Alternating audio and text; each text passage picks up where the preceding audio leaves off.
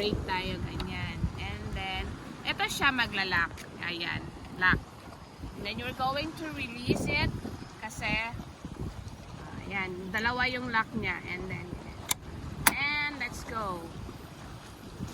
Ito, pwede to siya sa mga, pag hindi yan siya mag-under isa, dalawa yung ano, natin. Oh, mabilis!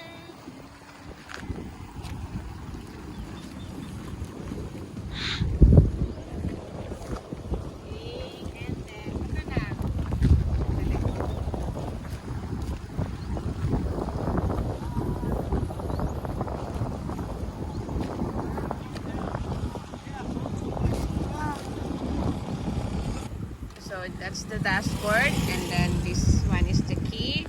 So ganyan lang, very easy. Ayan, nakalock siya.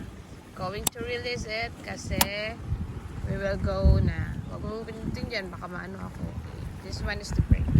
Brake din dyan. Pero kadalasan ginagamit ko, ayan. So very what to call that one? So may angkas ako ha, sandali. Ayan guys, ang angkas ko. Di ba? Diyan sa likod.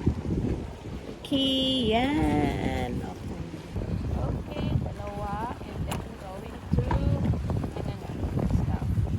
Oh, wala. Okay, release. Ayan. Pwede, ito siya, ano lang, very slow. Hindi naman siya masyadong slow. Pero pag gusto nyo palakasin, ito number 2. Pak! Ganyan. Yan, malakas din siya pag naka number 2. Okay, balik natin sa 1. Ayan, ito muna tayo. Hindi ko, ano tayong lakas. Ayan.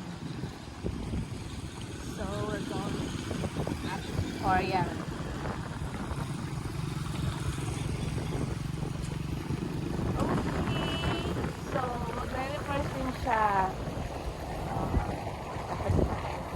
So guys, let's going to reverse. So hindi mo na kailangan i-atras because magre-reverse yan siya. Okay, this one. Pack, drive, then reverse. Okay, reverse tayo Okay, yan. Yan ang tunog pag magre-reverse tayo. Okay? Sige na yan ang tunog ng magre-reverse tayo. Magre-reverse tayo, paatras tayo. Guys, ang ganda ng word. Okay, let's going to stop that. Okay, naka-reverse na tayo.